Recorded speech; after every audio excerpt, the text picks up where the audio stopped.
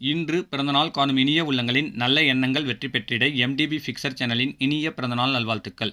இப்போ இந்த வீடியோவில் 4 இன்ச் ட்ரைனேஜ் பைப் நடுவில் வந்து பார்த்திங்கன்னா பிள்ளைங்க ஏறி கட் ஆகிடுச்சுங்க. இது எப்படி ஃபிக்ஸ் பண்ணுறதுன்னு பார்க்கலாம். இந்த குட்டிலேருந்து டேங்க்கு போய் ஜாயிண்ட் ஆகிற இடத்துல, செப்டி டேங்க்கு ஜாயிண்ட் ஆகிற இடத்துல வந்து பார்த்திங்கன்னா ஒரு 7 அடி கேப் இருக்குங்க. சென்டராக நல்லா விரிச்சல் விட்டு சுற்றியும் உடஞ்சி போச்சுங்க.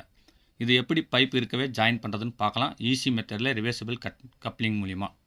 என்னுடைய சேனலுக்கு இப்போ தான் ஃபஸ்ட்டு வரீங்கன்னா மறக்காமல் சப்ஸ்கிரைப் பண்ணுங்கள். இந்த வீடியோவை ஸ்கிப் பண்ணாமல் பாருங்கள். பிடிச்சிருந்தால் லைக் பண்ணுங்கள். ரொம்ப பிடிச்சிருந்துச்சின்னா உங்கள் ஃப்ரெண்ட்ஸுங்களுக்கு ஷேர் பண்ணுங்கள்.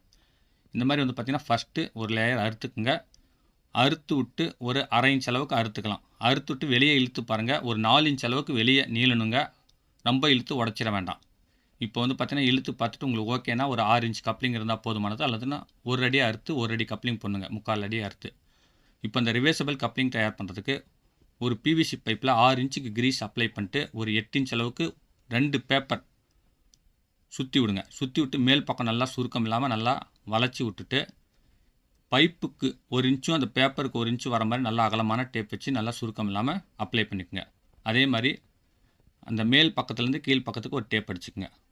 அதுக்கு அடுத்தது மேல் பக்கம் வந்து பார்த்திங்கன்னா நீங்கள் கிரீஸ் அப்ளை பண்ணிக்கலாம். இப்போ வந்து பார்த்திங்கன்னா இந்த கப்ளிங் போடுற இடத்துல கிரீஸ் இல்லாதனால நான் ஆயில் அப்ளை பண்ணியிருக்கேங்க.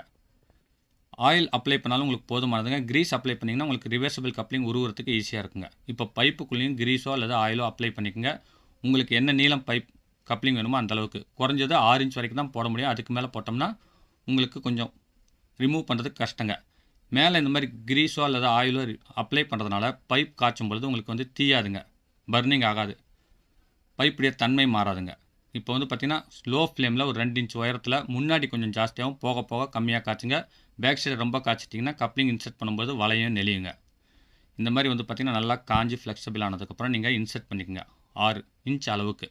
அதுக்கு அடுத்தது வந்து பார்த்திங்கன்னா நல்லா அசைக்கி கொஞ்சம் நேரம் ஆற விடுங்க. ஓரளவுக்கு ஆறுனதுக்கப்புறம் பேக் சைடில் கொஞ்சம் தண்ணீர் விட்டு மைல்டாக நீங்கள் அதிக தண்ணீர் ஊற்றாமல் கப்ளிங் உருவிக்குங்க.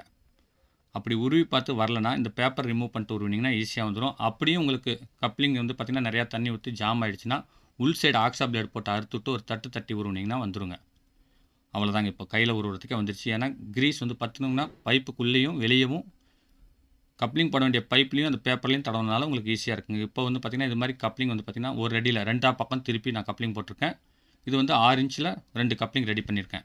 இதை வச்சு எப்படி ஃபிக்ஸ் பண்ணுறதுன்னு பார்க்கலாம். இப்போ பைப்பை வந்து நல்லா இழுத்து 2 பைப்லேயும் நல்லா சுண்ணாம்பு சுரண்டி இன்சர்ட் பண்ணிங்கன்னா ஃப்ரீயாக கப்ளிங் போங்க.